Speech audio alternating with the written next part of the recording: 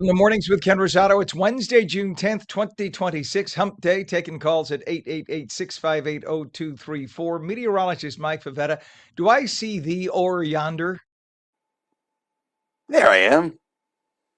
It's amazing. It's that big switch. You got to hit the It big is. switch. Uh-huh.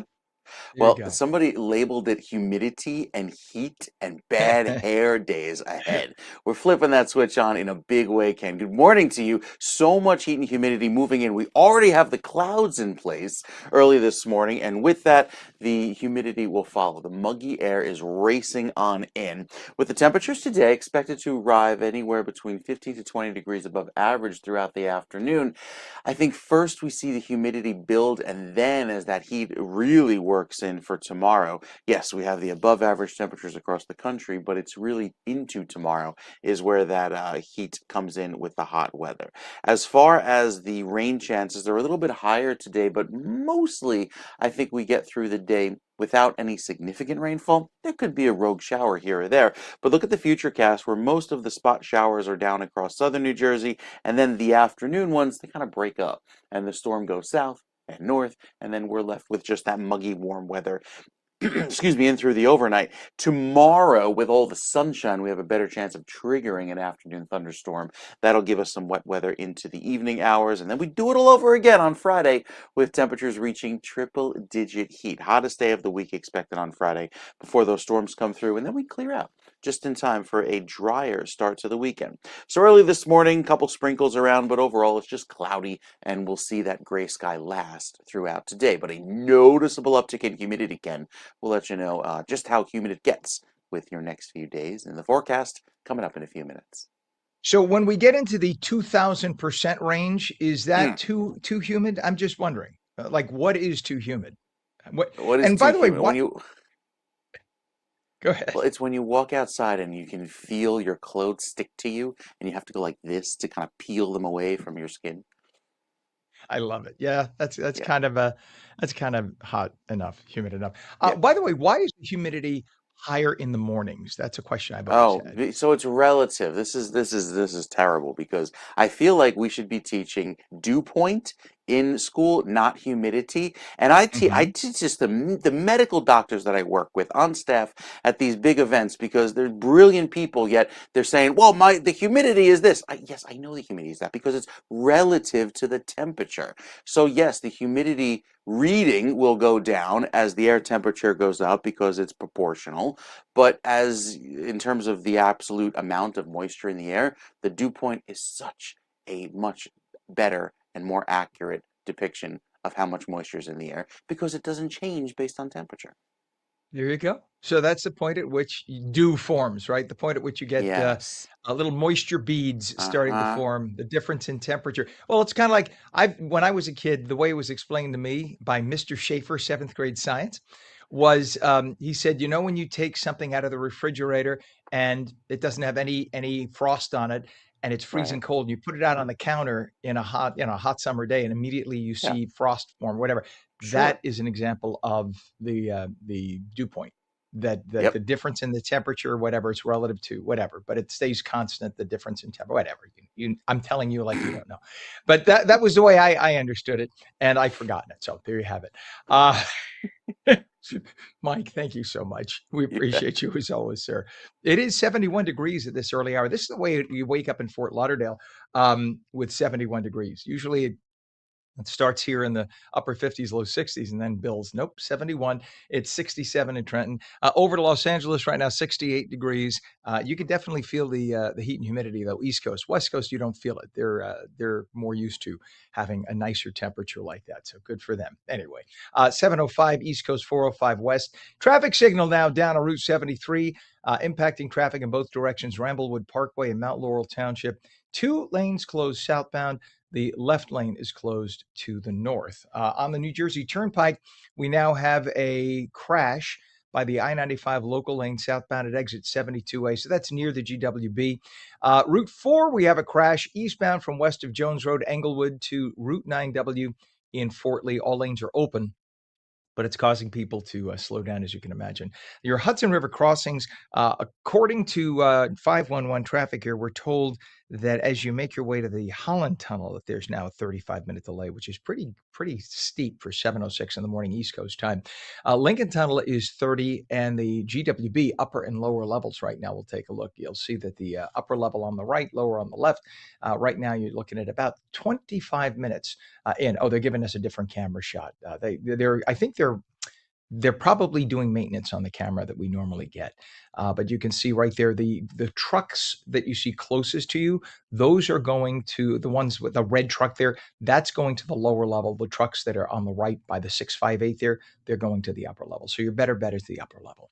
6 minutes past the hour. Passions were high outside a Texas courthouse after a jury found Carmelo Anthony guilty of murder in the fatal stabbing of 17-year-old Austin Metcalf during a track meet. The now 19-year-old Anthony, who is black, had been charged in the April 2025 killing of Metcalf, who is white, in Frisco, Texas.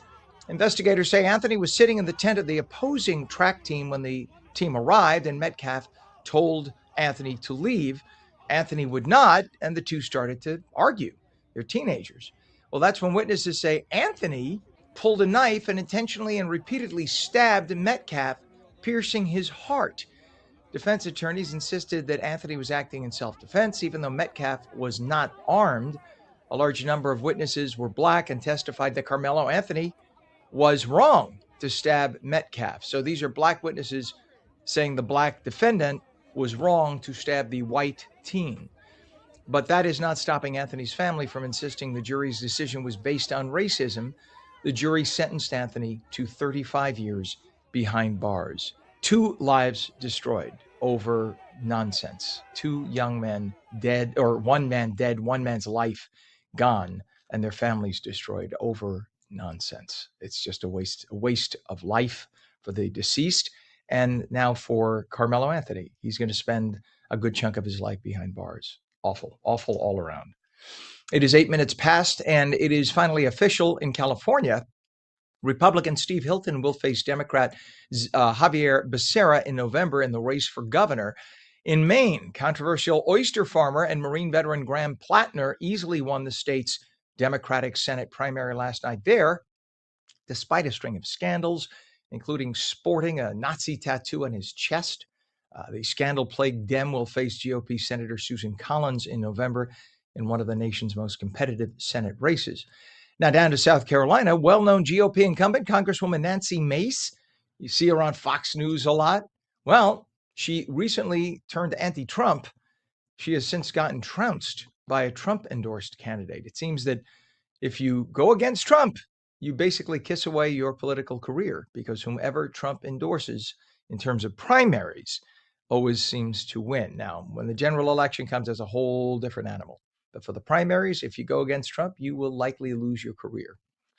9 minutes past, President Trump blamed Iran for downing a U.S. Army helicopter yesterday morning. The Apache crashed near the Strait of Hormuz. A drone boat rescued both pilots from the water. Imagine that. So the droned boat, which is unmanned, obviously it's a drone, was dispatched along with other boats to deflect. So if somebody tried to shoot at it, the other boats would get in the way or confuse the automated radar systems from the enemy. And that allowed the drone boat to safely get to the 2 pilots, pick them up, and it's armored. So even if you shoot at it, the bullets tend to bounce off. It's just amazing. Our technology has gotten that good. So they got in the boat and they got back to safety. The president said that because the helicopter was shot, he must respond to the attack, though he says that he still believes that a broader peace deal with Iran remains a possibility. I don't know why he thinks that at this point. It seems that every other day they promise something and they renege on the promise. I don't know who's guiding the president, but at some point you have to, pardon the expression, folks. You ever hear the old term shit or get off the pot? Time to shit. Sorry for the terrible language, but I think it's time to shit. One way or the other. Just got to get it done. 10 minutes past. Liberals running the UK have their own illegal alien problem. For years now, officials in England, Wales, Scotland, and Northern Ireland have been looking the other way as millions of Muslims have been coming in legally with a passport, but then they overstay their visa. I think it's 30 or 40 days you're allowed to stay. Anyone, you, me, anyone. They overstay their visa and they end up illegally occupying whole sections of cities. Basically, we're here now. What are you going to do about us? And the Brits just look the other way. They're like, well, mate, okay, good. Enjoy life. Well, so what ends up happening is they can't get a job because they don't have working papers, right? They're not citizens. So most end up on public assistance that they can get. And the crime rate among their communities is now soaring. Politicians had been fighting back against protesting Brits, but now the protesters are fighting back against the politicians pretty hard. In Northern Ireland, a Sudanese madman fatally stabbed an innocent British man in the middle of the street, unprovoked, then proceeded to hack off the man's head. That's why I'm not showing you the video. It's awful. Literally, you could see it blurred in the video. Just suffice to say, I'm very disturbed by it. I will not show it to you. But he literally takes the bleeding out, dying man and holds his head and takes a knife. What animal does this to a human? And starts to hack off his head. And of course, all the Brits, you know that most police in Britain do not carry guns.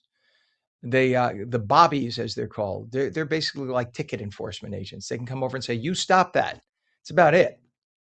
So they carry the plastic zip ties to handcuff people.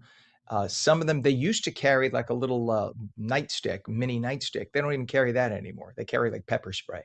So here's a guy hacking off the head of an individual. What are you going to do? So literally by the time they got a cop who was armed, it's like 10 minutes later, the poor Brit was just, his body was mangled. And so citizens there have had enough. They started protesting. This was in Northern Ireland, which is part of Great Britain. It's part of the UK. And folks have just said enough is enough. A federal judge struck down President Trump's $100,000 fee on new H-1B visas. The fee was introduced in 2025 as part of an immigration policy change to limit the huge influx of H-1B visa migrants. 20 Democratic attorneys general challenged the increase in court. Judge Leo Sorokin ruled the fee was not authorized, and the Congress never gave the president the authority to impose it. The sharp increase did its job, though. It significantly reduced H-1B visa applications. The White House is confident Judge Sorokin's ruling will be overturned on appeal. And you know how your gas prices are high? Well, jet fuel prices, they come from the same oil. They have surged following the conflict with Iran. Airlines are spending significantly more on fuel right now compared to last year. Industry leaders warn profits could be cut nearly in half. So expect if you're flying anywhere this summer, you're going to spend a lot more money. Trust that. President Trump formally nominated Todd Blanche to be Attorney General. Blanche has served as acting Attorney General since April. He previously worked as Trump's personal defense attorney in several major cases. Some Republican senators remain undecided, though, about supporting his nomination. Some on the left accuse Blanche of politicizing the Justice Department. Blanche, though, says his focus is enforcing the president and United States policies. Do you take a GLP-1 for your blood sugar or to lose weight? New research suggests diabetes and weight management GLP-1 drugs may lower the risk of cancer. Now, it may not be the drug itself doing it. It may be that the drug causes you to not have inflammation, and inflammation seems to be causing cancer. So all different cancer types, breast, liver, colorectal, lung, all decline significantly among people on GLP-1s. So they have to do more research, but it is fascinating to see that happening.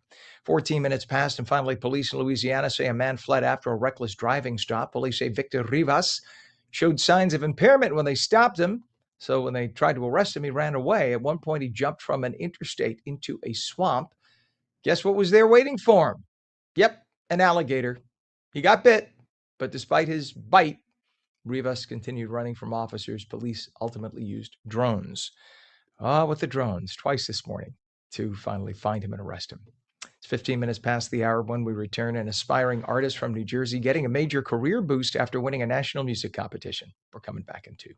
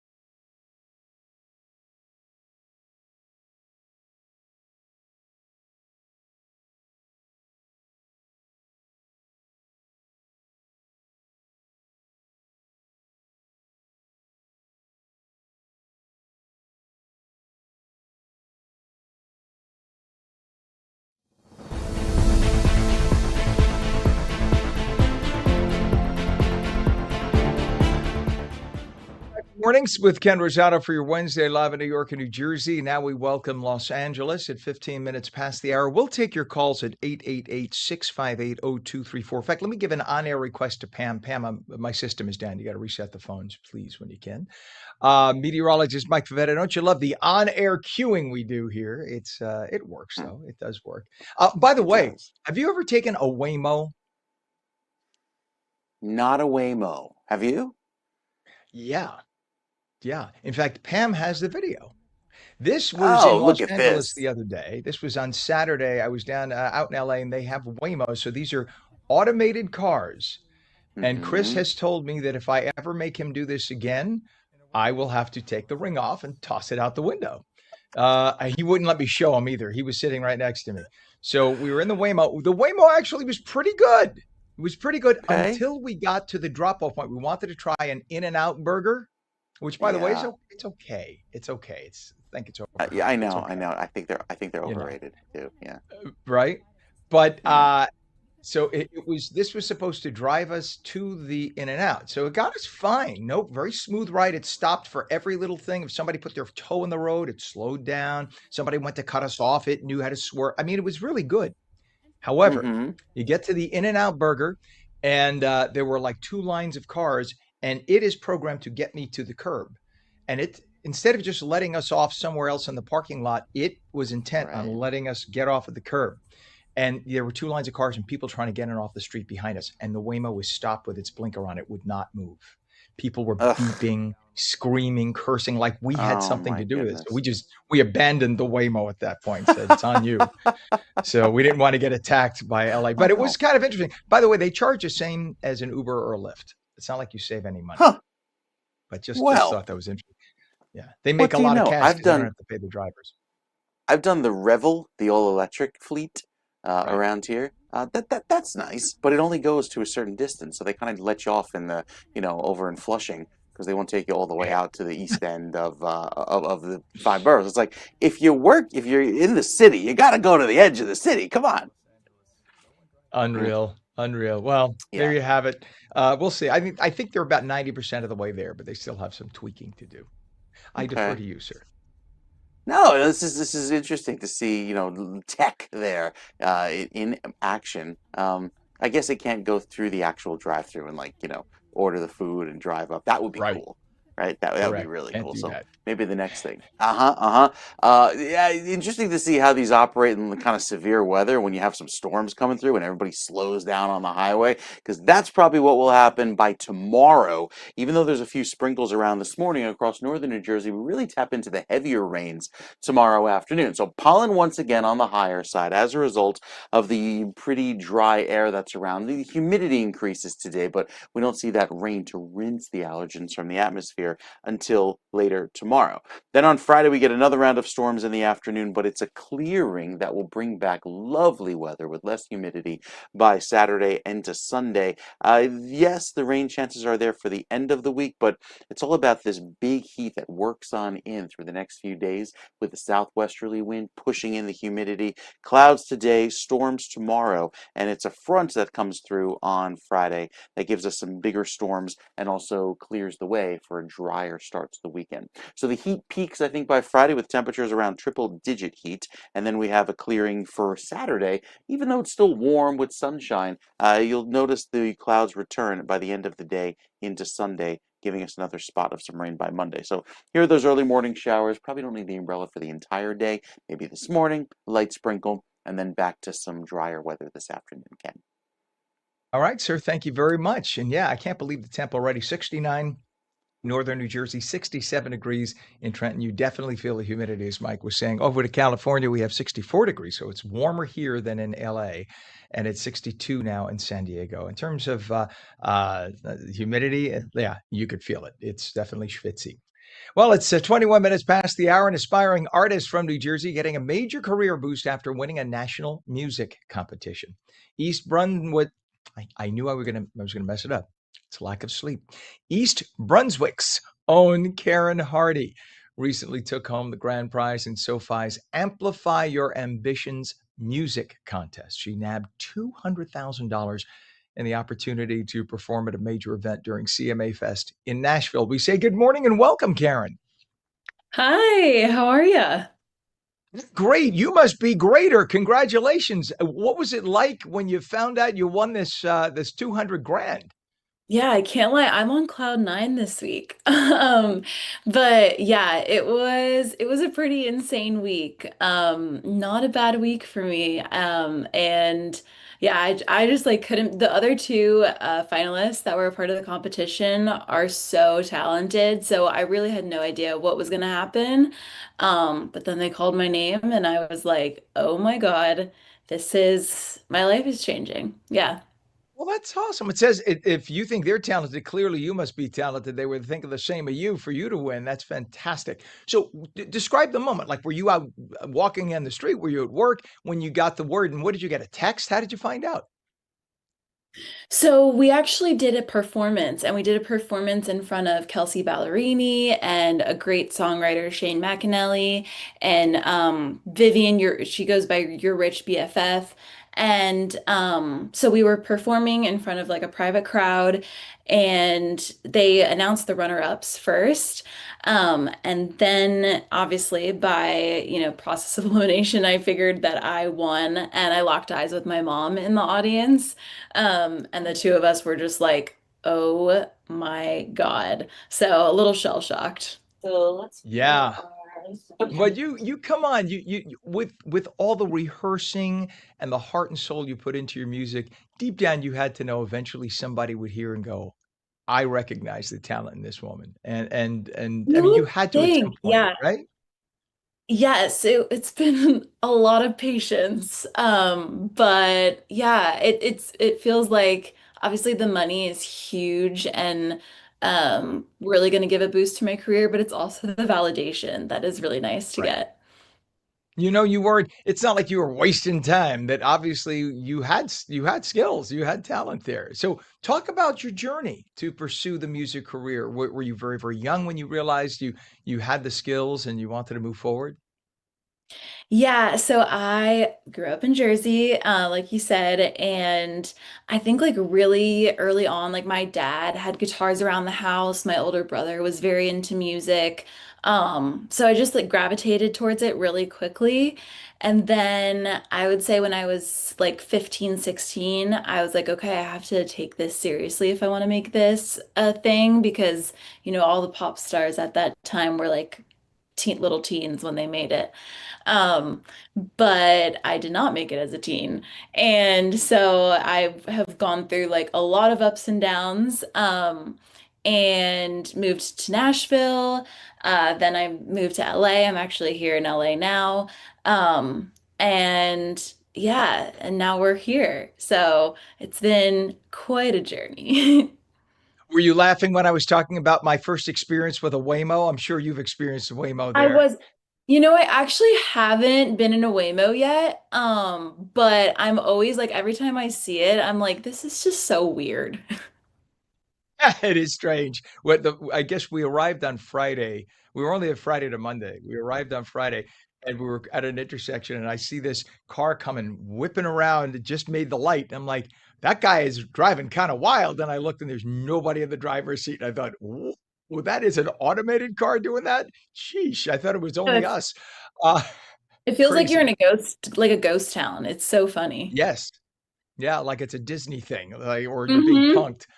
So Yeah. what I mean, on top of the fact that you have such skills, I love the fact that you work as a music therapist for adults on the autism spectrum. So how has that experience influenced your music and your perspective as an artist?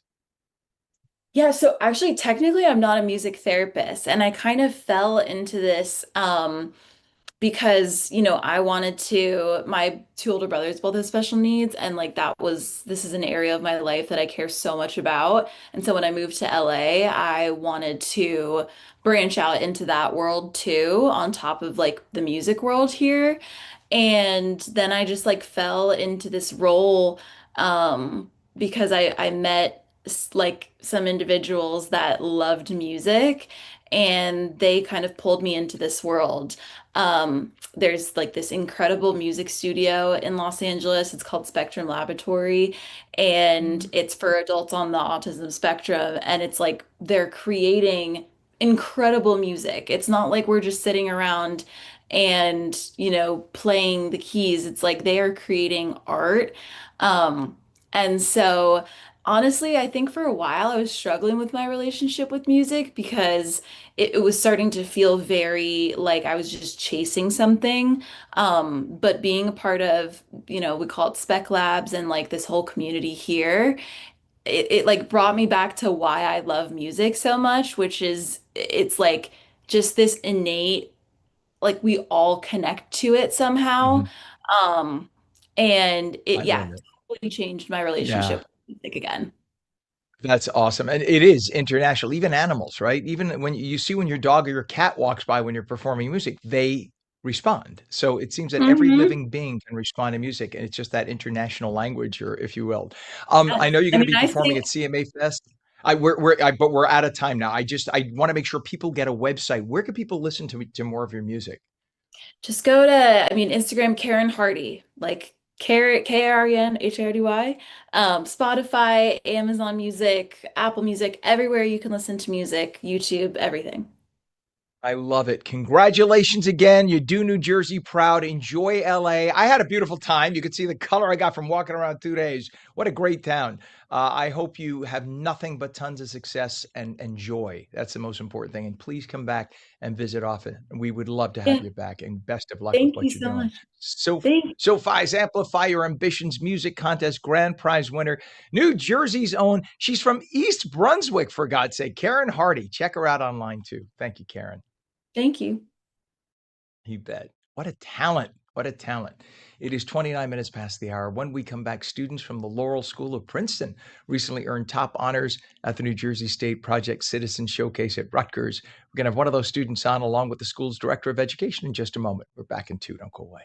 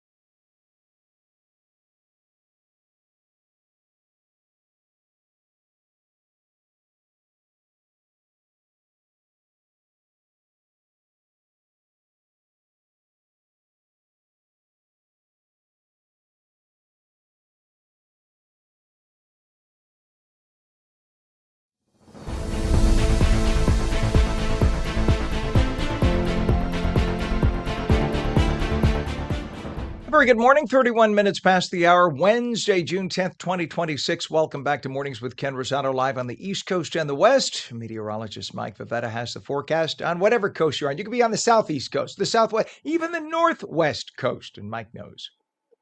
It's true.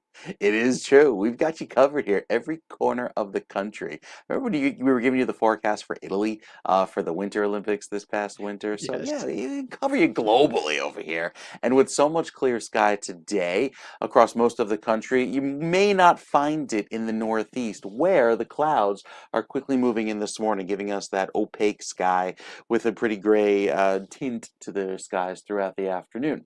Now, this afternoon, I think most of the rain holds off. It either goes to the north or to the south. But tomorrow, with the early morning sunshine, we get a better opportunity of seeing those passing thunderstorms by the afternoon. And then a big line of severe weather comes through Friday evening. When that pushes through, that will ultimately clear out and dry out the air a little bit, just in time for lots of sunshine this weekend. So the weekend weather is looking stellar.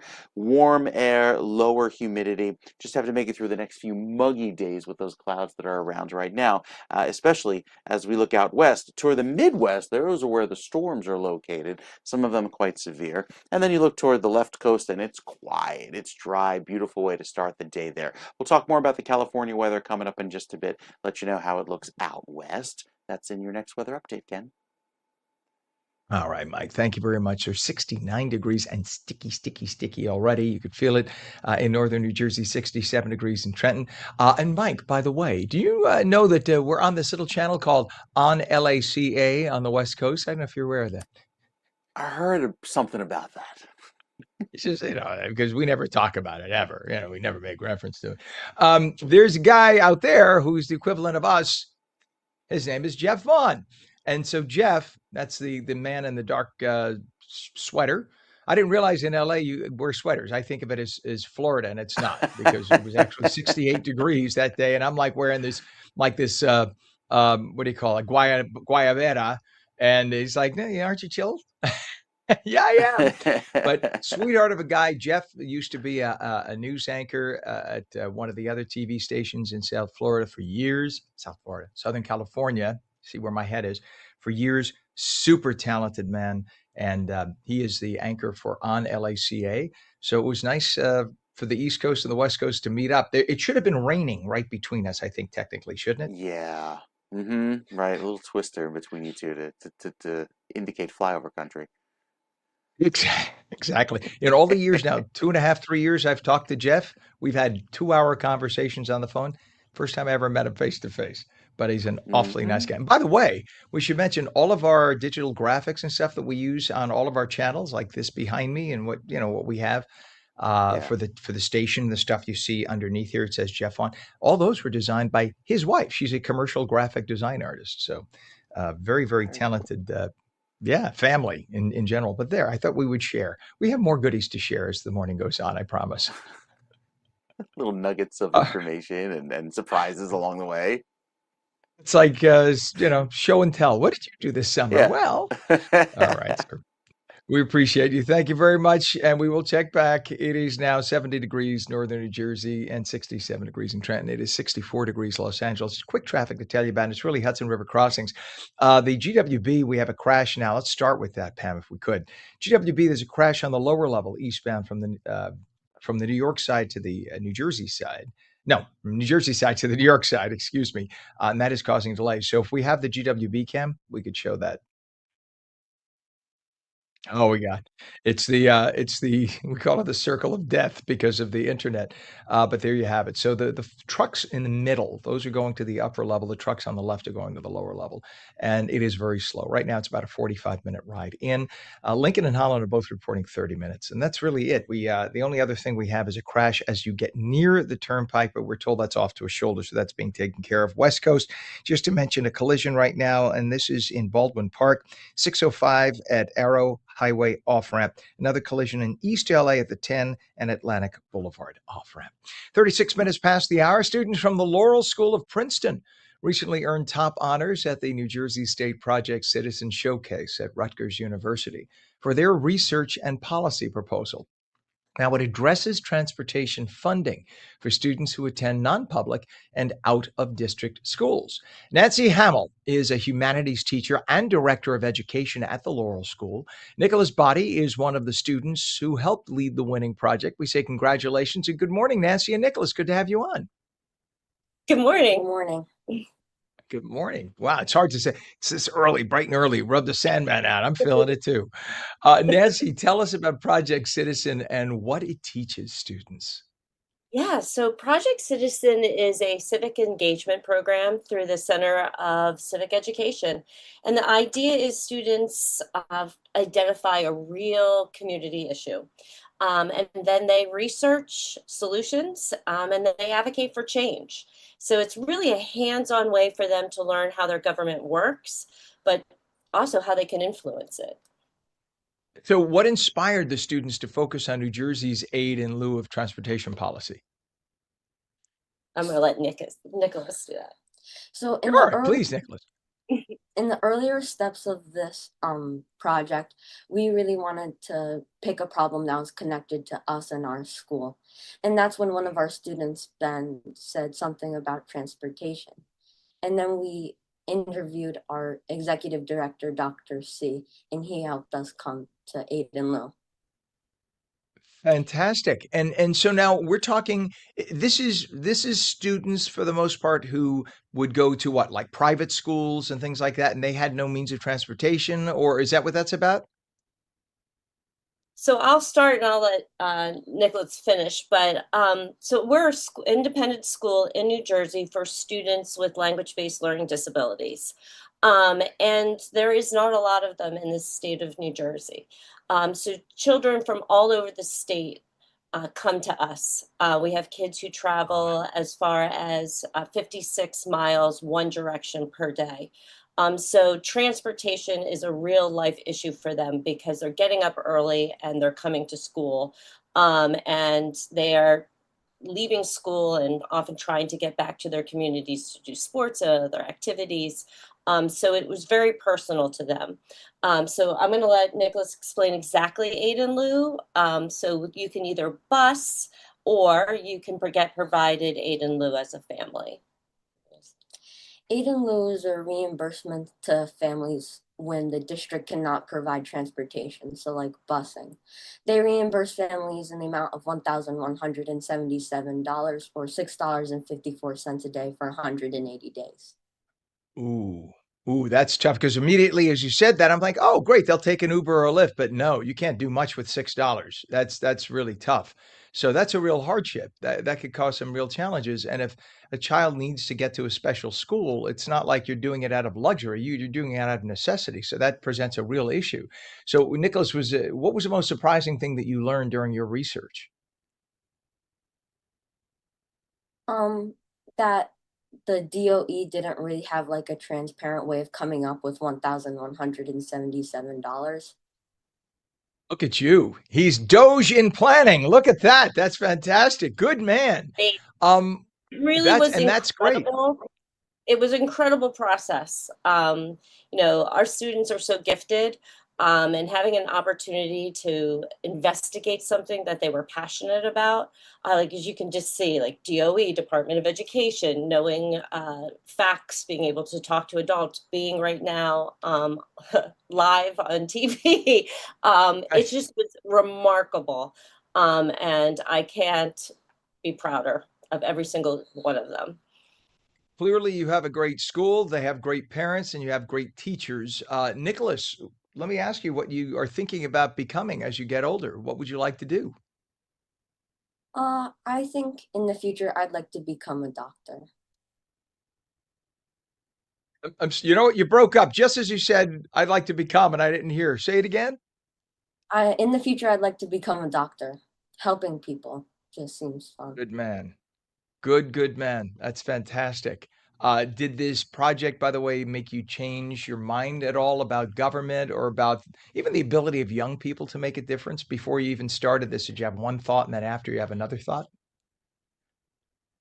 Yeah, a little bit. I didn't really think before this project that I could do that much as a citizen, Mhm. but throughout this project, I've learned more and more, and truly how much I can do as a citizen.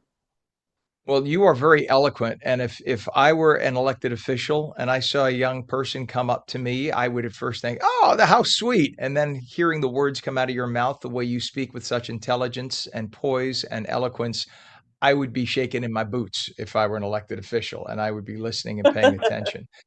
Seriously, because I think a lot of elected officials, I've worked with them for 40 plus years as a TV news anchor.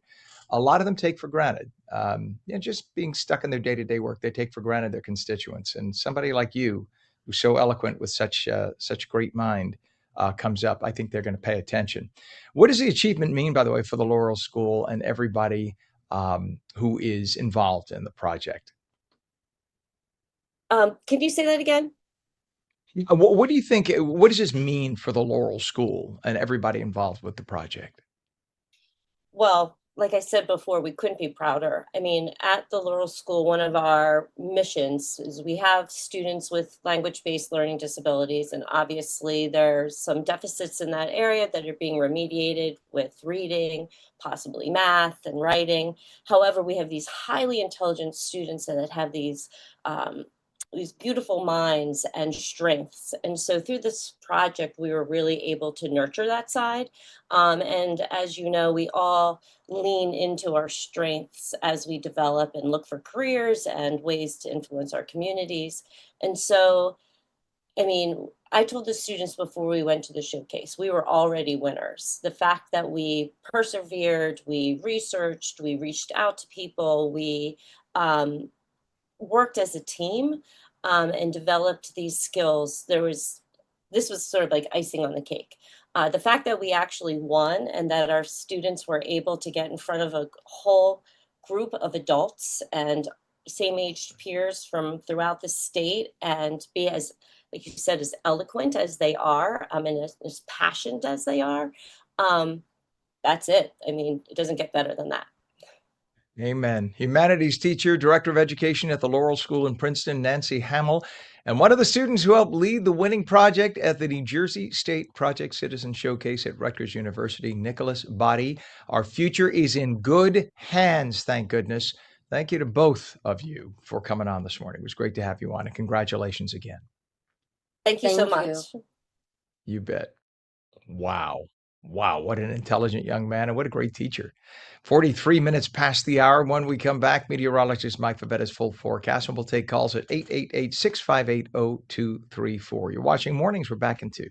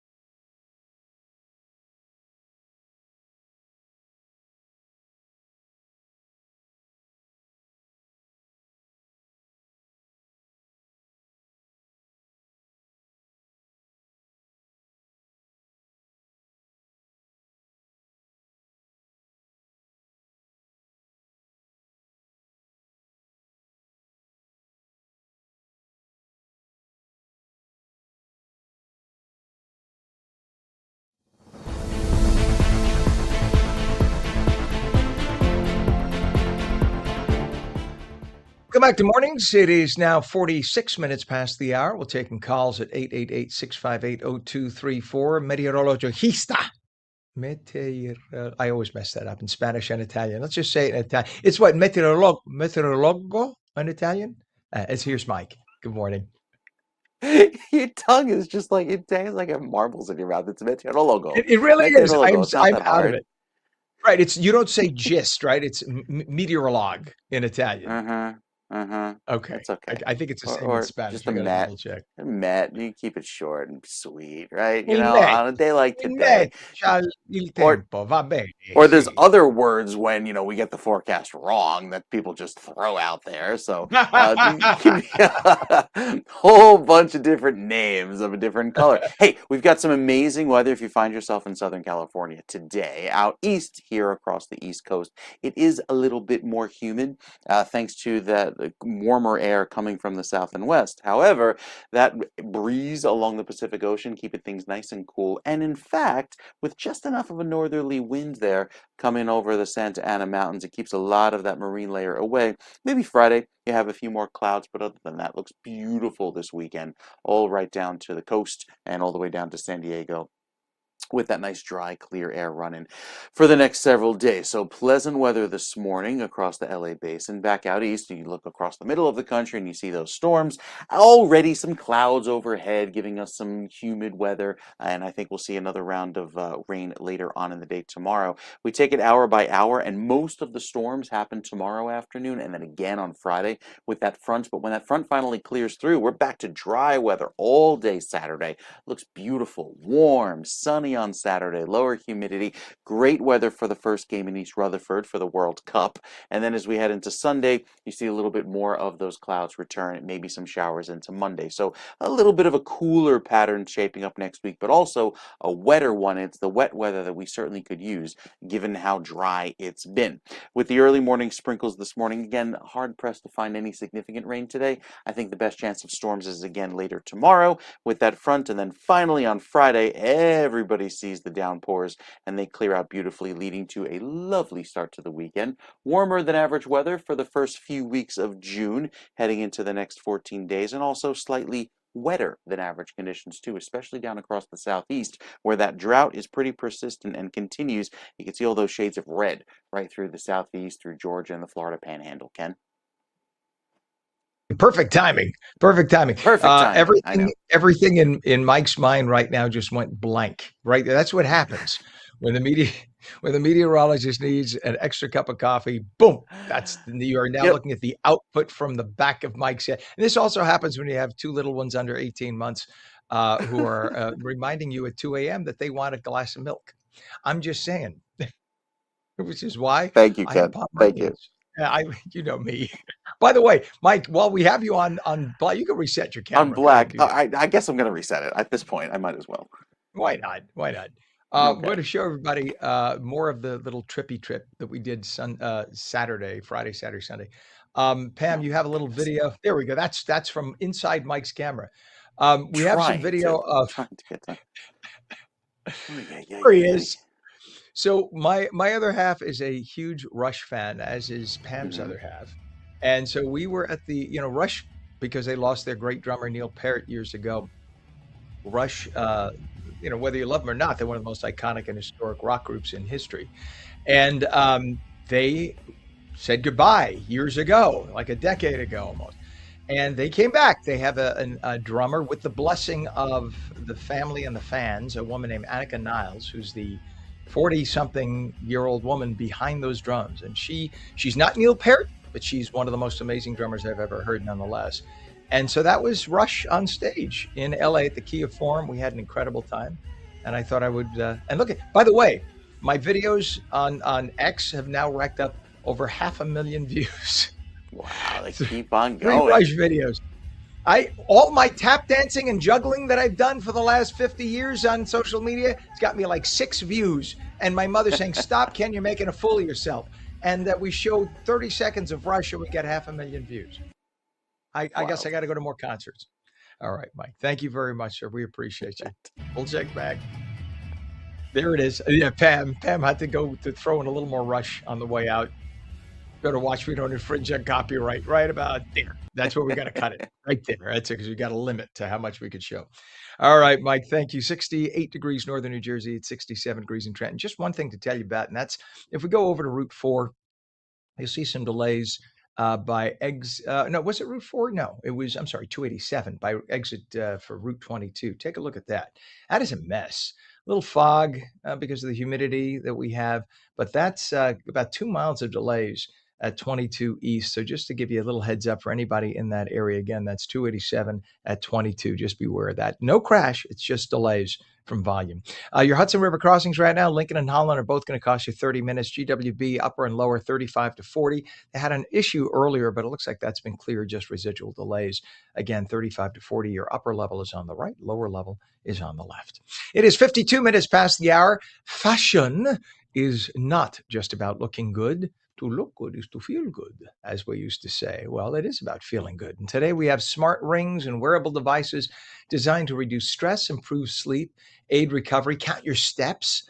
Joining us now is fashion expert Dawn Del Russo of livetheglamour.com. That's Live the Glamour with an O-U-R. And Dawn has been following the latest trends where fashion, technology, and wellness all come together. We say good morning to our dear friend Dawn. Hello. Hi, good morning, Ken. Good Yeah. morning, Dawn. So this is cool. And I'm seeing like a lot of I had noticed for the longest time, why are all these guys wearing black wedding bands? Then it dawned on me, oh, those are the tech rings. And because I'm a geek. Yeah. Those are the tech rings. So I'm seeing it more and more, the rings, the watches, et cetera. So when did and how did wearable wellness accessories become such a growing trend?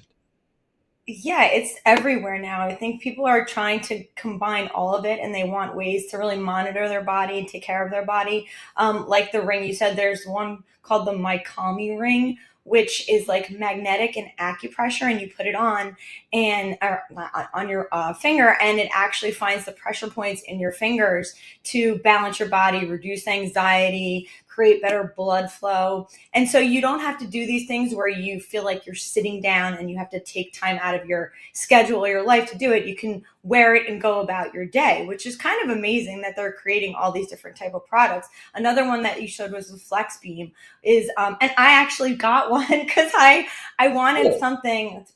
Yeah, it's really cool. I wanted, so sometimes I get these like headaches and I wanted a way to get rid of these headaches.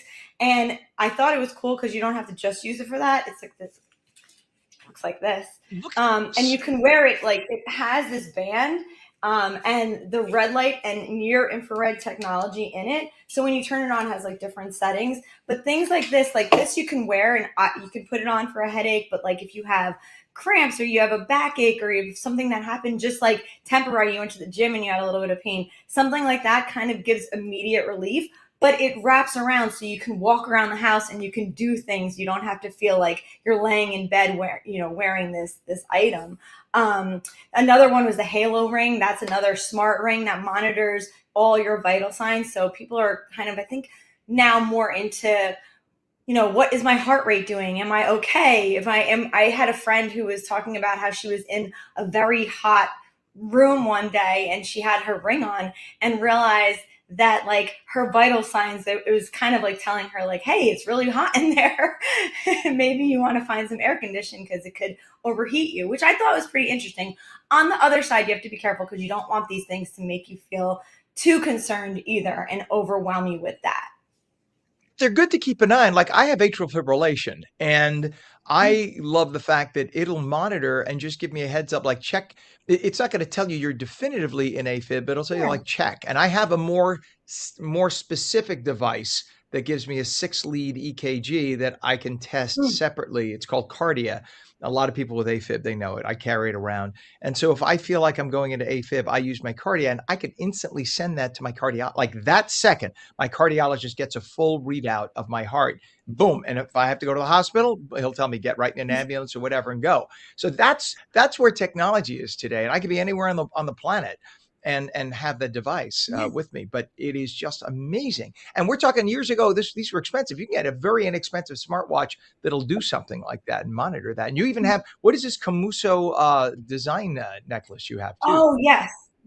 That's so cool. So it's a necklace that you wear and you actually breathe into it, and it helps to instantly reduce anxiety. So, when they say like take a deep breath, relax, kind of get your mind out of that high level state, this necklace you wear and the way you breathe into it, it's called the Classic Shift, the actual necklace, and it instantly trains your body how to breathe to reduce that anxiety. So if you're somewhere where you feel overwhelmed, or that you tend to get these points of anxiety and you have this necklace on, you breathe into it and it instantly trains your body how to take it away from having that overwhelming thoughts in your mind, and breathing and centering yourself. So I think that is a really interesting thing to be able to wear, and it's cute looking. So it doesn't look like I'm wearing a medical device, which I have to say a lot of these things are moving in that direction. Like the bracelets, there's a bracelet called the Conscious copper bracelet, and that one too is a bracelet that you wear for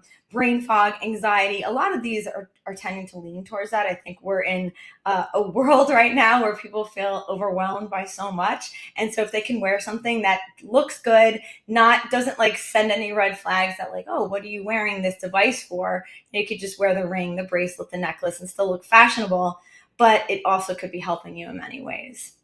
How long before you think Gucci or Prada come out with something that you could wear that like a $20,000 Gucci ring or something? I would love to see it. I think it would be pretty cool if they did. Me And I too. bet you a lot of Me people would too. buy it, I think there has to be that Absolutely. crossover. No, I love it. I'm not laughing. I'm dead serious. I No. think that a lot of Yeah. people, especially older, not even older, younger people. I mean, I'm middle aged still, technically, right at the edge. And I would, if you're going to invest in something, invest in your health, right? Why not? It makes sense. Yeah, This is I awesome. would. And by the way, Yeah. I was scrolling through your website yesterday. Your website is just rocking. I mean, not that I haven't, I've Oh, looked at it before quickly, but I've never really yeah. given a lot of time. Your website is really, really great. So please, Thank you, everybody, Ken. take a moment today, livetheglamour.com, livetheglamour.com. And that's glamour again, the proper British spelling with an O-U-R, livetheglamour.com. And here's our glamorous fashionista on New Jersey's Dawn Del Russo. We love every time you come on, Dawn. Always have great stuff for us. Have a wonderful week, and thanks for coming on. Thank you, Ken. You too. Thank you. 59 minutes past the hour. For those of you watching on LACA on the West Coast, our friend Jeff Vaughn and everybody out there, hello, Jeff. Stay tuned for your local news. If you're watching on New Jersey, we'll be back live with New Jersey news, opinion, weather, and traffic. And our dear friend, Lisa Marie Falbo, is going to be with us with her new children's book. Thank you for watching Mornings with Ken Rosato. Shift over to New Jersey, back in 2.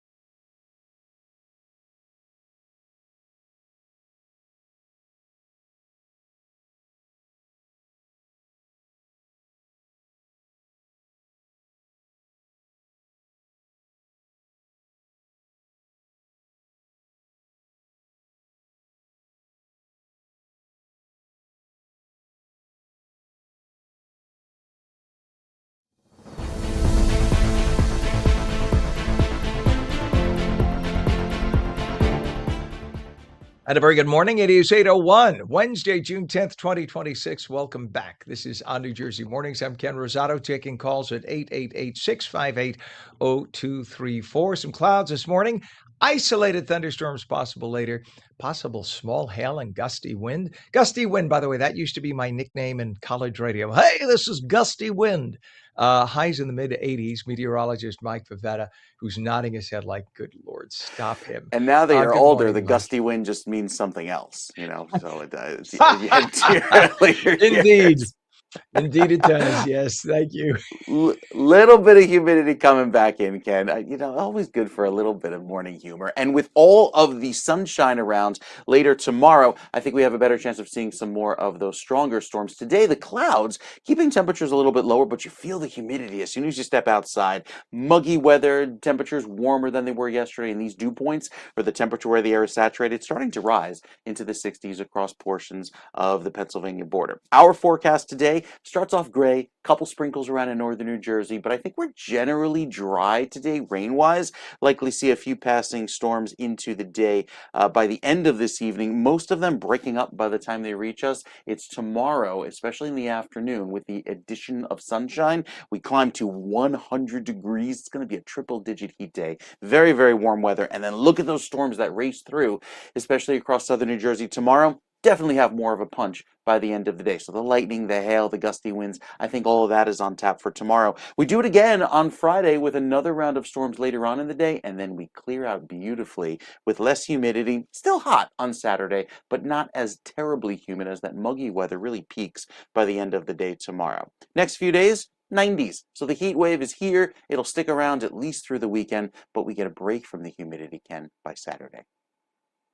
All right, sir. Much appreciated, sir. It is 3 minutes past 8 o'clock, 71 degrees northern New Jersey. It is 68 in Trenton right now, 67 degrees Cape May, 69 in Vineland. And in terms of traffic, let's go over to Route 4 right now. I'm sorry. Yes, Route 4. Is this the 17, Pam? Pardon me. We have traffic. There you go. As you make your way to the GWB, that's Route 4.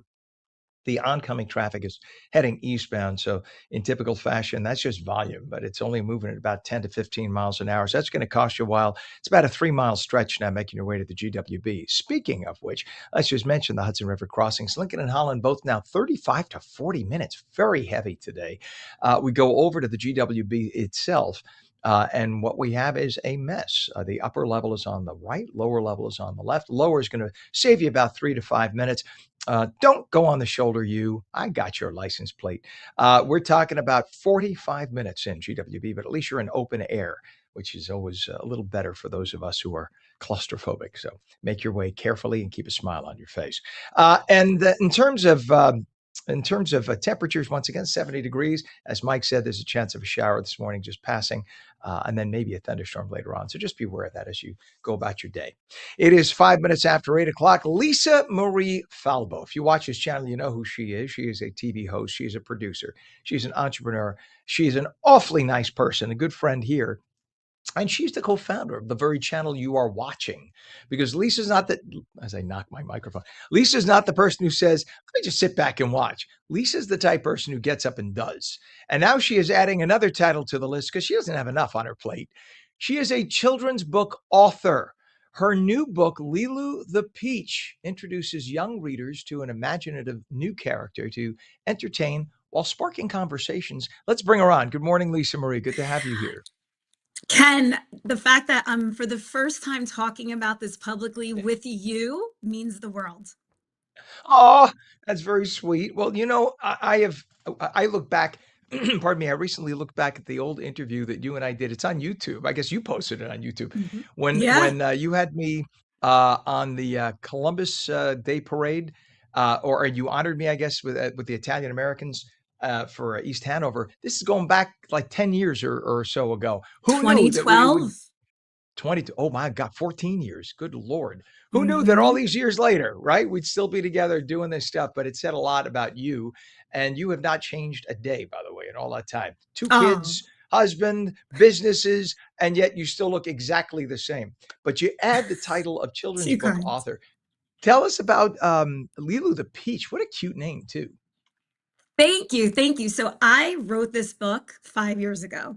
As you previously said, I'm a little busy. So it's not like I thought of this last week and published it. No. When my daughter Liana was born, she had this round, cute face. And when she would cry, the skin behind her eyebrows would turn like a peach color. So I looked at this little baby and said, "What are you, a little peach?" And then I made up a story while she was in my arms that her grandmother, my husband Joe's mom, who passed in 2018, was roaming through the streets of heaven, came across a gorgeous peach tree, saw this really cute peach hanging, and picked her just for us.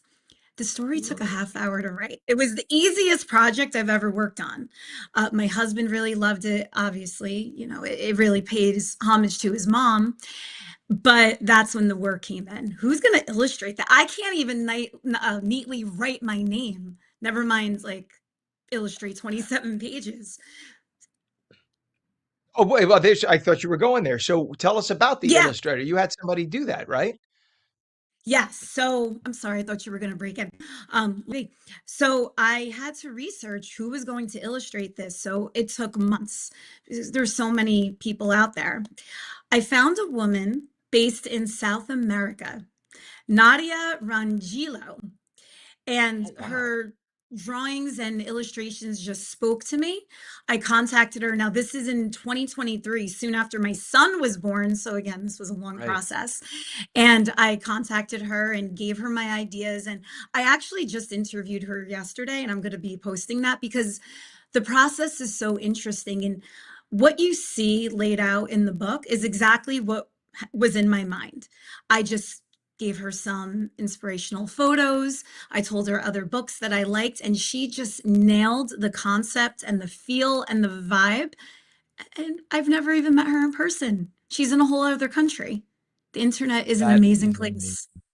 Yeah. Absolutely. And she clearly is. Just curious, is she a mom also?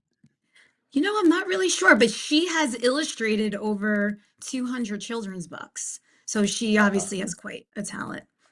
Something tells me, I'm looking at the illustrations, and something tells me, I know it's a conjecture, but it just feels like that art comes from the hand of a mom, a caring, loving mom, because you could just tell by the eyes, the expression on the face. That's something that a mom sees things in the face of their child that nobody else sees, because that's the creation from God and you, right in front of you. So you could just sense that in the illustrations. So what a beautiful story that is too. Was writing a children's book something that you always thought about doing, or was it something that you were just inspired simply by the beauty of your daughter's cheeks and how beautiful she was? Did you ever, though, think about it in younger days about doing that? No, I have a novel that I came out with 10 years ago called 10 Years Later, and I love writing. I mean, I have my hands in all different kinds of facets in Sure. media. I really adore writing. I just don't have the time anymore. When I wrote 10 Years Later, I mean, I was a single 20-something living at home. Don't have that kind of time now. So, and everyone's always asked me, when's the second book coming out? Is there going to be a sequel? And I have so many ideas. Maybe that'll be my retirement project in 40 years. But for now, I don't have any plans for another novel. But then when this came about, I said, oh, well, this is easy. I still can fulfill my author urges, and I can really tell a cool kid story that has so many lessons, because at the end of the day, it is about life and death and heaven, and it's done in such a gentle way where it's safe to read to your children. And I think that's very important when having those conversations. And that's something, because that's one of those conversations that a lot of parents obviously want to shield their children from, the inevitable. They don't want to talk about that. But we recently had in our family, my in-laws, my father-in-law passed away back in December, and it was rather sudden. And I have two nephews and a niece, and they were all like, 8 to 12 years old. And they had never encountered that in the family. And the question was, do we go to the wake? Do we go to the funeral? Do we, and the conversation was had, and the parents said, let's talk to the kids and see what they want to do. And the kids said, no, we want to be there. And it was, but they each dealt with it differently. And kids, they all deal with it in their own way. The one wanted to stay in the back of the room. One wanted to stay up front by grandpa. Everybody dealt with it differently. So what this does is it seems to open that conversation about the realities of life. Absolutely. And my daughter, she's 5, going on 35. And from a very young age, she wanted to know, mommy has a mommy and a daddy. Daddy, you have a daddy, but where's your mommy? And Right. it's not a sad conversation at all. Her grandma Lucille is talked about as if she is still alive, and she asks questions and we answer very candidly. And I think the book, because Leon has known this story for years at this point, really helped with that. Yeah, what better legacy than that? What a beautiful way to do it. On New Jersey's co-founder, author of Lilu the Peach, Lisa Marie Falbo. We love you. Thank you so much for coming on this morning, and best of luck with the book. I hope it sells 1 trillion. So it's #1 on Amazon under bestsellers, under other religious fiction for children. Yes. So I woke up this morning. It's cracked the top 10,000 overall with all the millions of books. And That's we're sitting at awesome. #3 behind a Bible coloring book and Judy Blume. So can we get to #1? We might. Between me and Yes, we you can. and this show, I think we can. Yes, we can. I think that's great. What a wonderful thing, and a great message. And it's encouraging that parents out there and others are downloading it to read to their kids. Because it's the perfect mind opener, and the conversation starter. What a great book, Lilu the Peach. We got to talk more about it. Come back again next week. We'll keep a tally and see where the numbers are going. All I right, love Lisa. that idea. Yes. Thanks, Ken. Absolutely. Doria, have a great day, Lisa. Go Love you, hug Ken. those Thank beautiful you. kids. Love you back. What a great day. Lilu the Peach. It's so cute too. Go on. Lisa had some stuff on Instagram about it, and it's just so sweet, and it's just a great story. And there just aren't children's stories like to talk about, clowns and parks and stuff.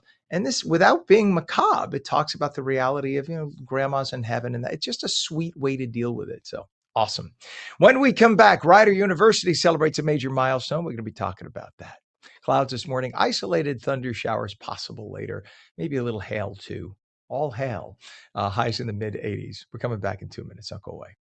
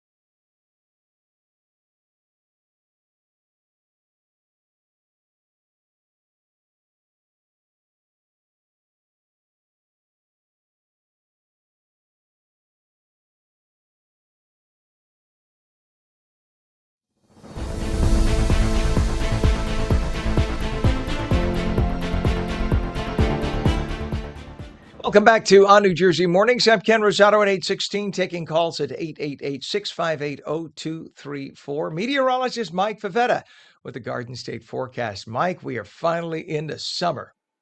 The summer heat, the summer humidity. First, the humidity today, and then the heat tomorrow, and then the heat and humidity on Friday, and that's going to be fun when you figure there'll be some late afternoon storms racing through. Today, the chance of a quick passing shower later on this evening, but nothing too severe. It's really the humidity that comes back and the heat index well into the 100s by Friday. 105 is how it's going to feel Friday afternoon. Very hot stuff.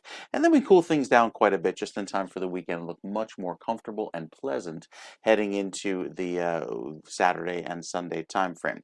UV index today at an 8, which is very high. You have the clouds that keep it from making it to a 9, but with some of those clouds moving back in today, you see the futurecast, a quick passing sprinkle maybe this evening. I think we get through mostly dry. It's tomorrow with all the addition of some sunshine early on and temperatures that actually make it to 100, bring back the threat of some more severe storms by the end of the day, but the best chance but after we hit 100 again on Friday is on Friday evening. That'll happen around 7, 8 o'clock. You see those storms race through, and that's along the front that clears out. Keeps us a little warm with the high heat throughout the weekend, but not terribly humid, even as some rain tries to come back in by Monday of next week. So the weekend forecast looks very pleasant, comfortable in that it won't be oppressively humid, but we're still in the 90s with that sunshine all weekend long, and it's just generally warm with temperatures running about 7 to 10 degrees above average, Ken. Thank you very much, sir. Yes, a little above average. It's nice when you come back to me and say the words above average. I appreciate it. It doesn't usually happen in my life, Mike. Thank you, sir. And you can feel the humidity for sure. It is 70 degrees right now, northern New Jersey, 68 in Trenton. Looking down the shore, it's 66 degrees now in Cape May and 69 degrees in Vineland. In terms of traffic, we do have a lot going on. Let's go to the Garden State Parkway right now if we can. If you go to the GSP, you'll see that there is an incident, left lane blocked because of apparently a broken down vehicle. And this is by the southbound Garden State Parkway, just south of exit 136. And you could see there's a little indicator light there on the left. So that is trying to get people over, and just a little brake check through there with the volume.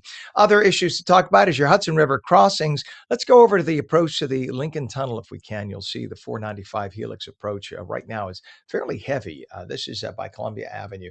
If we could bring up 495, there it is.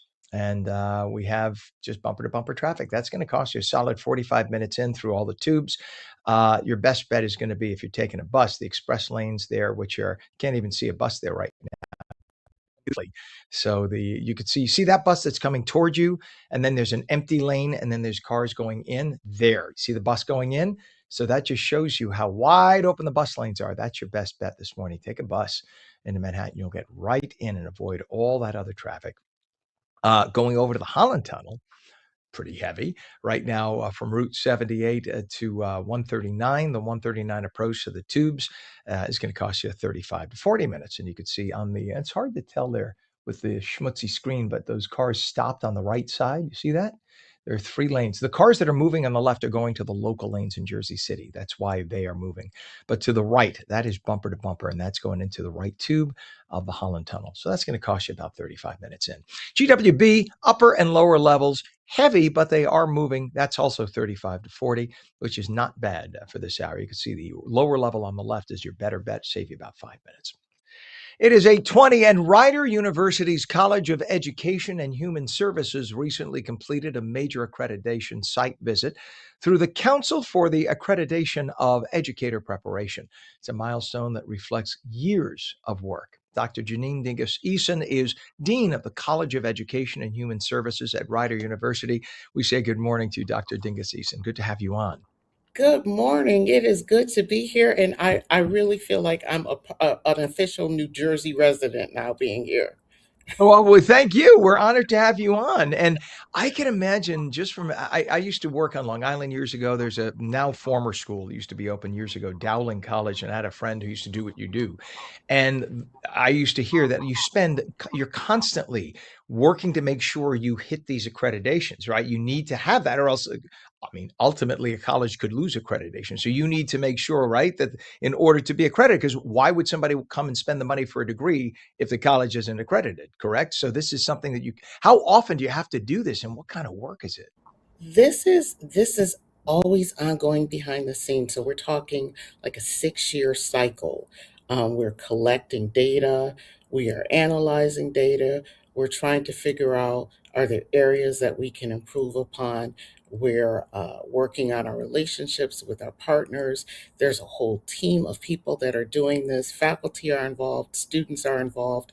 So this is something that's ongoing.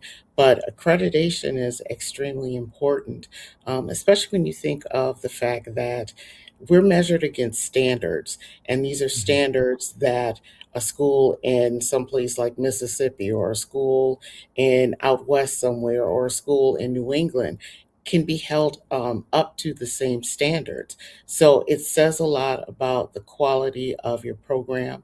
It provides assurances not only for your people, but for parents and your students, and those assurances to the community that we have completers and we are graduating candidates that are of high quality and actually bring something to the classroom and to the community and know what they're doing, and highly skilled professionals.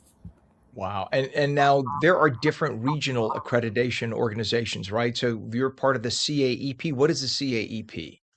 So CAPE is the Council for the Accreditation of Education Preparation Programs. So that means that these are teacher education programs, programs that where your today's and tomorrow's teachers are emerging from. It's also educator preparation, so that's inclusive of teacher preparation, principal preparation, and teacher leadership programs as well. Wow. So you have to These make sure are things ones like, that directly impact schools and communities. So right? you'd want to have these standards in place to ensure that you're getting top-notch folks. Sure. If you're spending hundreds of thousands potentially of dollars over a period of years to go to a school, you want to make sure that your professors are have their degrees, and that, I mean, because there are some schools, and this is not yours, but there are some schools that you have a professor who shows at the beginning of the class, and then it's teachers assistants, the rest of the time. That's not what you're paying for, right? You're paying for professors' words and skills and experience. So, I mean, these are the, I guess this all goes into when you prepare your presentation for the accreditation. And Ryder has just come so far. It's such a great university. You've updated a lot of your educator preparation programs in recent years. So, how have those changes helped to better prepare students for today's classrooms? Because it's not the same environment out there today versus even 10 years ago, right? Exactly, exactly. And that's really a good point there, because, Ken, because the constant feedback that we receive, we're able to adapt these programs. So I'll give you a perfect example. I think in pretty much almost every educator prep program, one of the primary concerns, especially those folks just coming out of school, is around classroom management. And how do I manage my classroom? And how do I balance life? And all of these things. And so we've included more preparation around that. We also receive feedback from students and our pass rates on licensure exams, and also working with our partners, we receive feedback like, you know what, we're going to include more preparation for the certification exams. We also have, and with teacher education and any ed preparation program, we're responsive to the state as well. And so we've had to make changes based on some changes to state code, particularly around areas of literacy and reading. And so I think the larger picture is always having that feedback loop in place so that we can improve upon what it is that we do.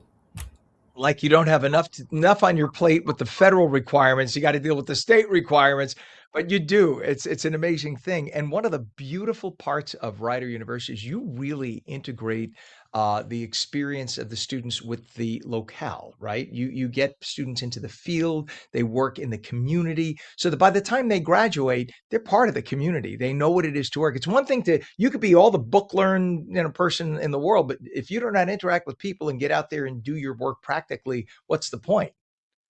Yes, Ken, I'm screaming inside based on that question because I can think back years ago when I first started out as a high school English teacher. Um, I felt like I was thrown into the classroom, student teaching. Mhm. Boom, I was there one day, and with our programs here, our students have opportunities to be out in classrooms and actually have class in schools during their sophomore year. And so that really makes a difference in terms of the preparation. We're not holding off until the end of a program.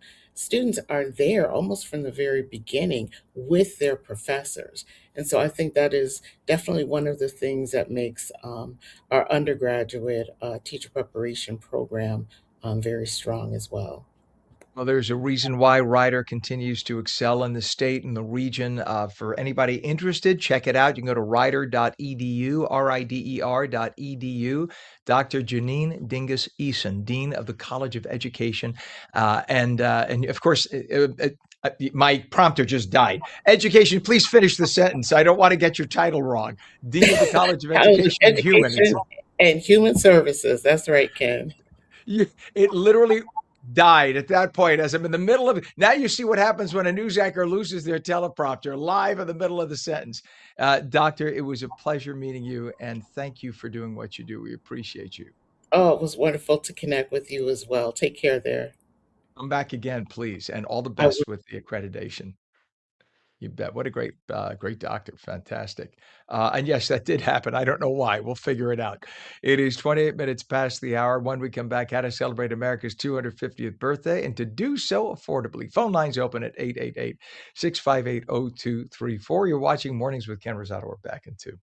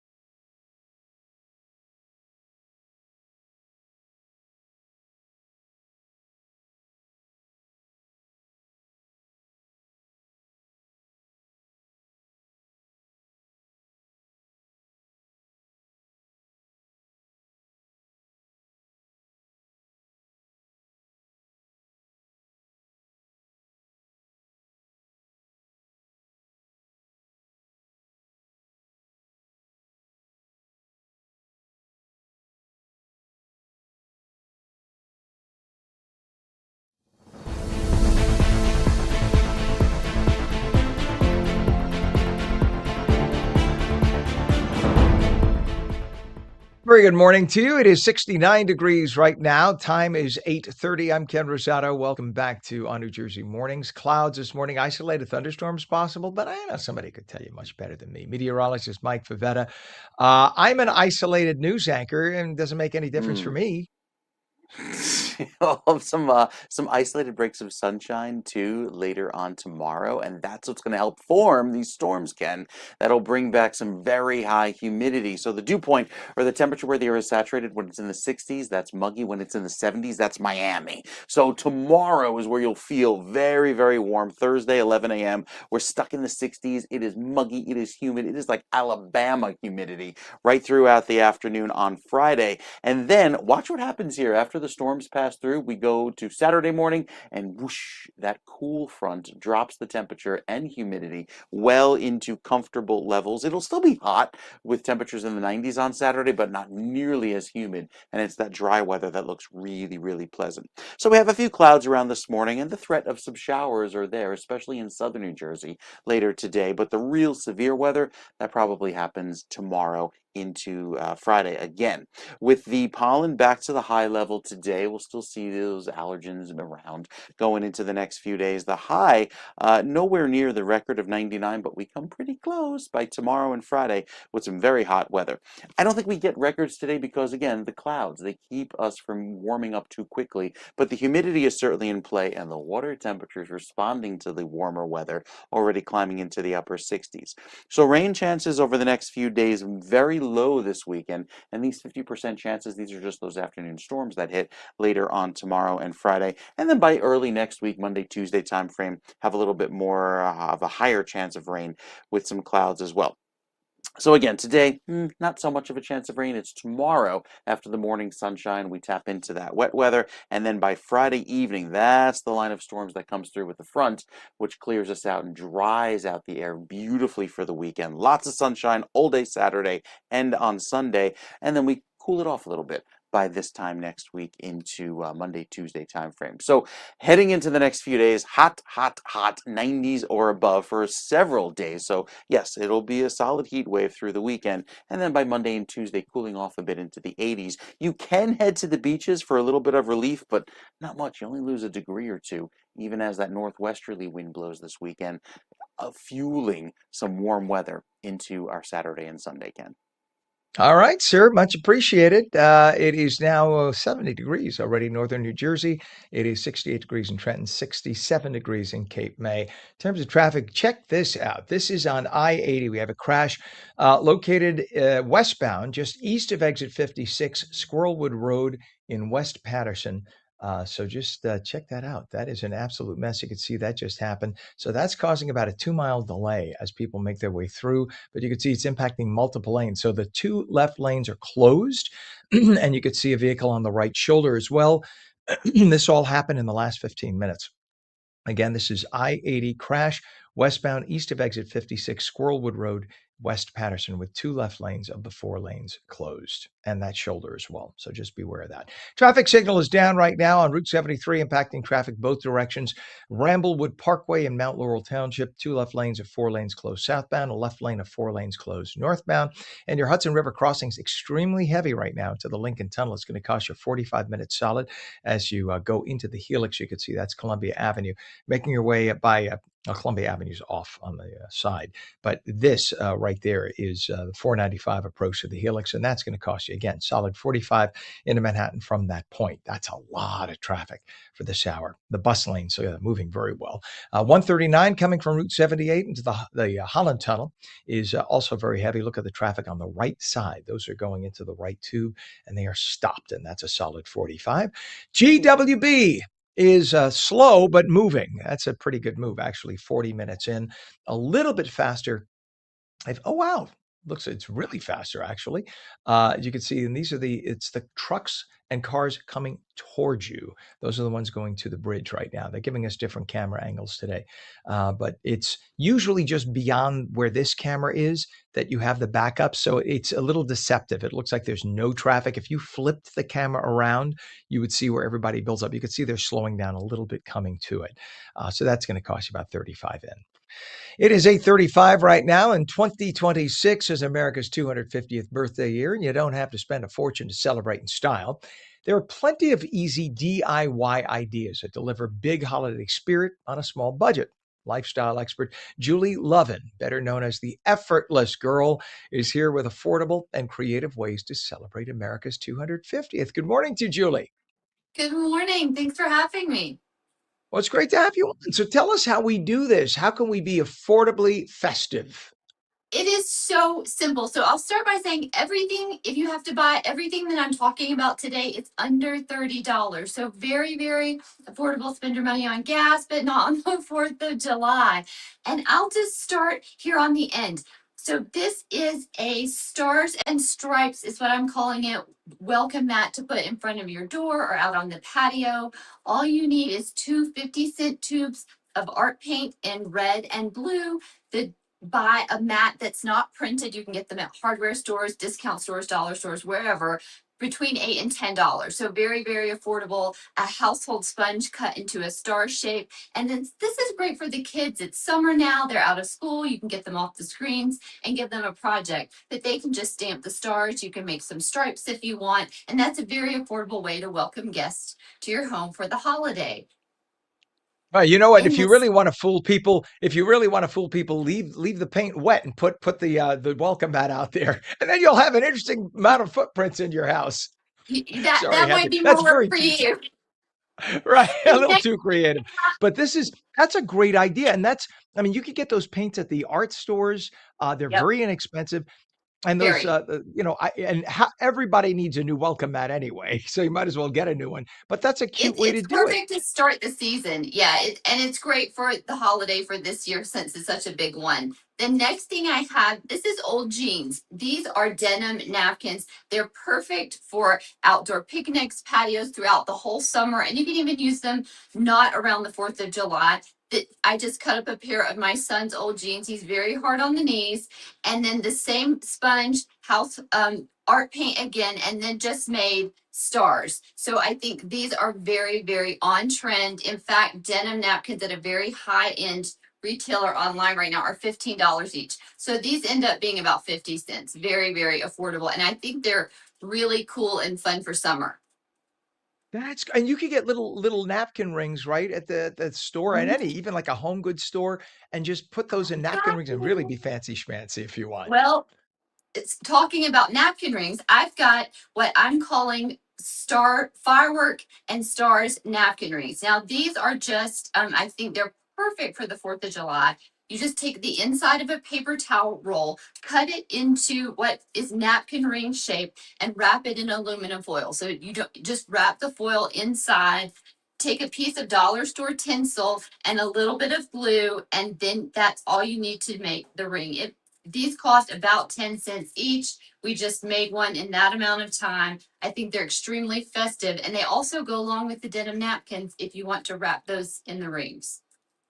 They're so cute, and I mean, They especially if you are have kids, that is so fun. I they're mean, it's perfect for so and you kids. know what's amazing is, and we have a couple more minutes yet, but what's amazing is it doesn't take a whole heck of a lot to bring up the festive atmosphere. If you're gonna have people over for a barbecue and stuff, so just that's what makes it memorable, doing little cute little extra things like That this, right? Even if that's what's you have so one member of fun. your family, I was gonna say, have one member of your family worry about the cooking, and then the other member of the family can worry Yep. about this kind of stuff, and this way you get it all done and have a fun time. You could do a whole table of DIYs in the same vein with the tinsel. You can choose a flip flop for children, or if you're going to see fireworks or whatever on the beach, and just do a firecracker flip flop also.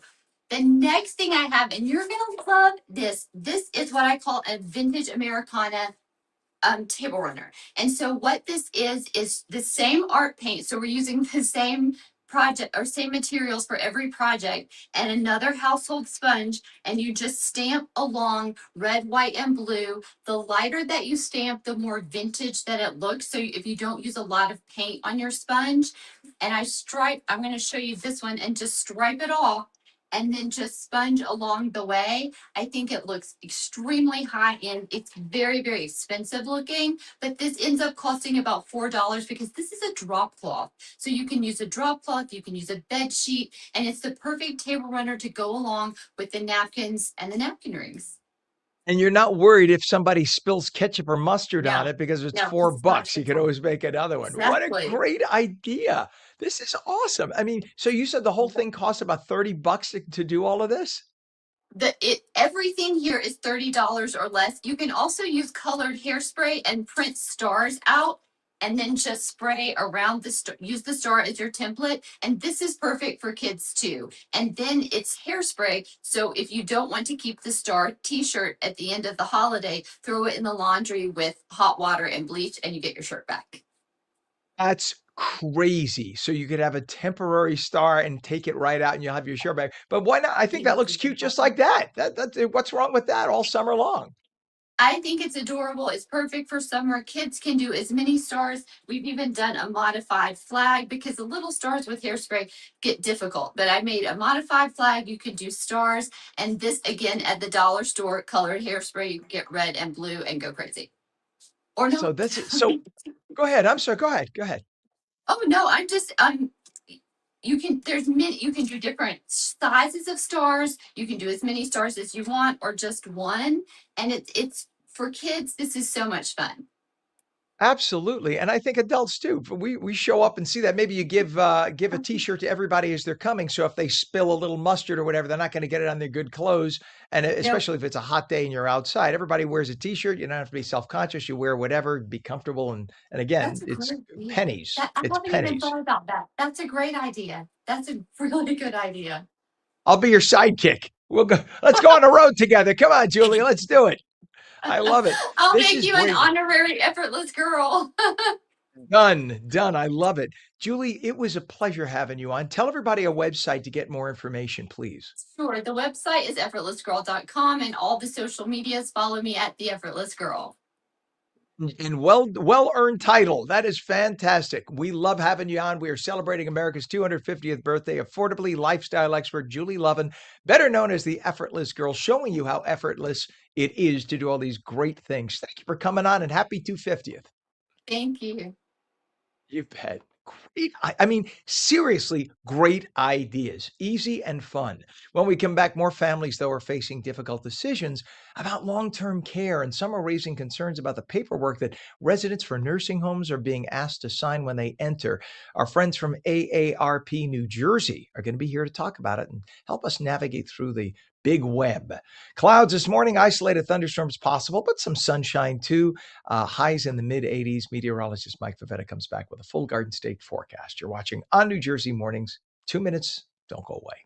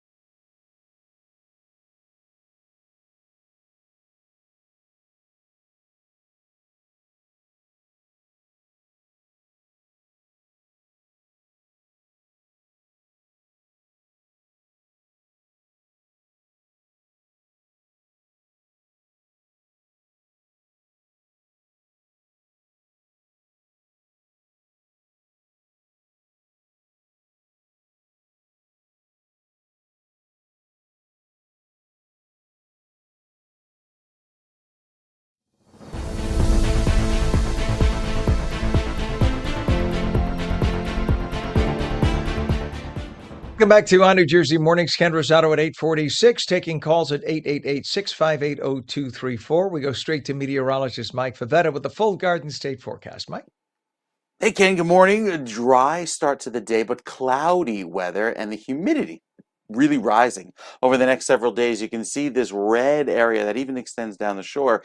That is the 1 to 2 inch rainfall deficit, showing us that our drought still ongoing, especially across South Jersey, where there's a pretty moderate drought going on. But beyond that, anticipating a few passing showers later on today. The best chance of some storms is tomorrow. Today, maybe a little sprinkle like we had early this morning race across New Jersey. It's the longer range that has warmer and wetter conditions ahead. And I think we see that, especially these next few days with the warm up taking us into the 90s and low 100s each afternoon. The statewide average gets into the 90s right through Sunday. Lower humidity by Saturday, that continued pleasant weather into Sunday, still warm, and then another drop in temperatures back down to average into Monday, Tuesday, and Wednesday of next weekend.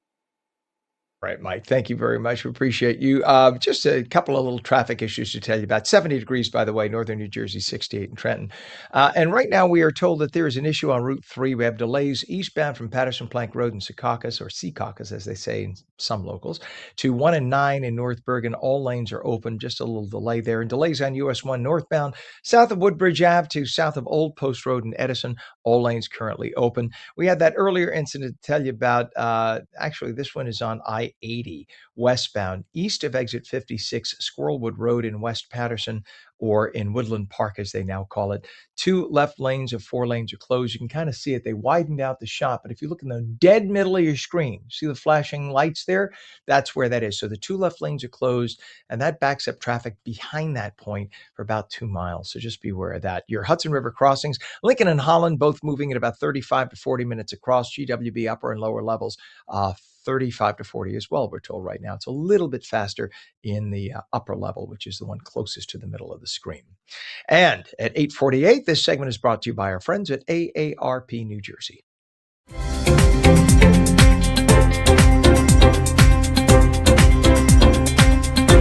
As more families face difficult decisions about long-term care, advocates are raising concerns about the paperwork that many residents are asked to sign when entering nursing homes, often during stressful or medically vulnerable moments.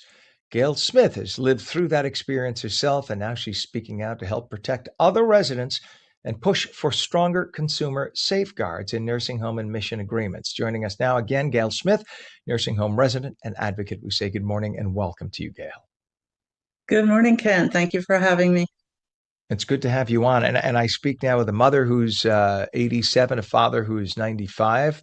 And we've had them both in nursing home rehabs, but within the nursing home environment several times in the last year and a half. And I've seen the environment and I've heard the stories now from people there at the various nursing homes. First, let's ask, how long have you been in a nursing home? And tell us about the experience when you had to come in and sign the paperwork.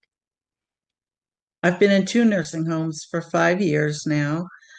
The paperwork is ominous. It's very long and difficult to read through. Unfortunately, at the first nursing home, they didn't have me sign the agreement until I was sick and heading for the hospital. I was delirious and didn't know my own name. My signature looked like a tumbleweed, and I didn't remember signing it at all. And that paperwork, you sign away a lot of rights in that paperwork, don't you? Well, you get rights too. It's hard to describe everything that's in a contract, but you have to be careful that they don't force you to sign an arbitration agreement, for example. Mm-hmm. It was offered to me at one place, and I didn't understand the difference between a trial in court and an arbitration hearing. I found out later that they tend to favor the corporations, and there's no appeal process with that. So that's not exactly what you want if you're having a severe problem with your nursing home. Right. And just so that people know just the basics, and I'm not an attorney, but the basic concept is an arbitration is much less expensive than a court hearing because it's usually done, the arbitrator is usually a fellow lawyer, not a judge. And with an arbitrator or an arbitration, it's usually all or nothing. So if you go to an arbitration, they call it binding arbitration, it's usually all for one side or all for the other, whereas court, you could be kind of awarded a partial judgment. So that's why I think corporations prefer that. It's less expensive, and it's harder to win 100% of anything. So that's obviously why I would assume they would want that. Now, you shared that you were asked to sign that admission paperwork when you were medicated. Did you talk to them later about that and say, you know, why when I was so medicated and not doing well mentally did you make me sign that? I didn't ask them any questions, but I told them that it was not legal and warned them that they should not be doing that. I was a legal secretary, so I have a little bit of a background in law, and normally I would read the entire contract. People started saying, your contract, this, that. I said, I don't have a contract. Mm-hmm. Yeah, that's really unfair. And it's not like you were coming in with other people, I'm assuming, right? You didn't have relatives who were with you. This was all you. Correct. Wow. And when you look back later, were there things in those agreements that really concern you in retrospect that would have made you not sign? No, I would have signed it anyway, but we didn't exactly know what to ask a facility when we went in. And now I have a lot of suggestions. Mm-hmm. First, you can contact the long-term care ombudsman about a contract. And I'm part of a group of New Jersey Nursing Home Residents United. And you can speak to residents who have lived through these experiences for years. You know, I suggest taking a tour. They'll give you a tour, but they'll show you their best room that you might not necessarily be getting.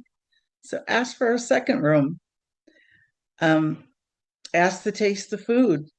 Don't just look at the menu, because what's in writing can look fancier than what is actually served. Mm-hmm. You also want to have roommate compatibility.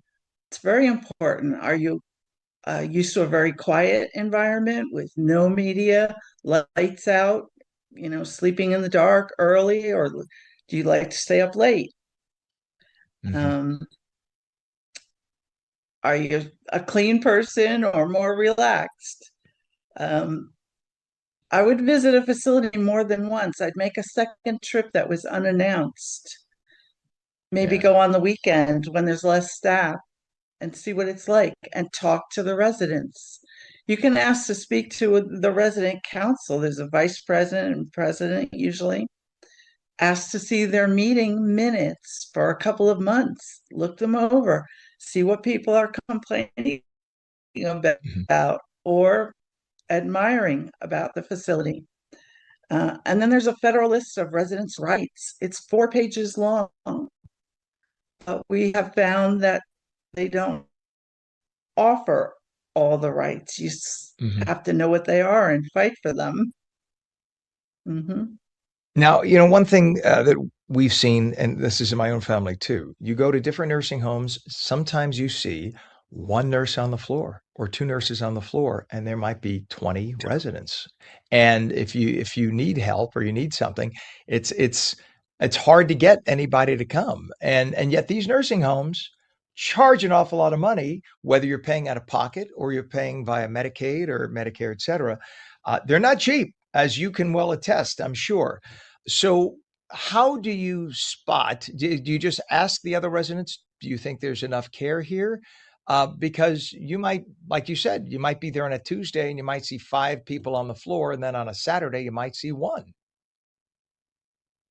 There's a report on the front desk, legally has to be there, that says how many residents a certified nurse assistant is taking care of for the day. Our state law says for the first shift, it has to be only 8 residents. Mm, interesting. I did not know that at all. I said my relatives are in New York State, but I'm sure it's quite similar there. And if you could leave Mm. any message for families who want to look around at different nursing homes before signing nursing home paperwork for themselves or a loved one, what advice would you give? Is there one piece of advice? For me, I start with prayer. Um, God can lead you to the right place. And think about what you would like.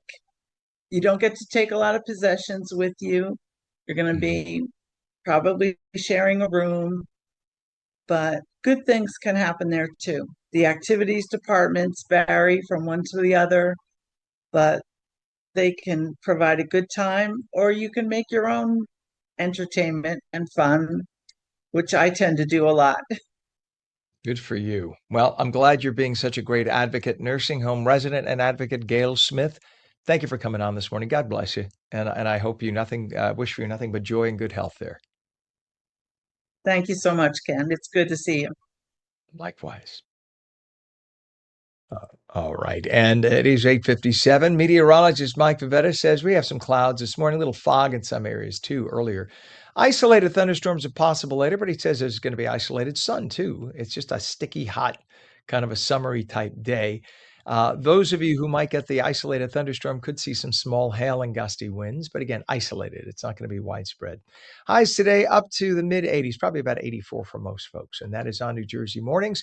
For your Wednesday, June 10th, 2026, I'm Ken Rosato. Remember, you can stream us at onnj.com, onlaca.com, onfla.com, Roku, Fire TV, News on Samsung TV Plus, Apple TV, YouTube, Facebook, X, Substack, Rumble, Twitch, and Local Now. Catch you again tomorrow morning starting at 7. Tell all your friends about us. Till then, have a great day.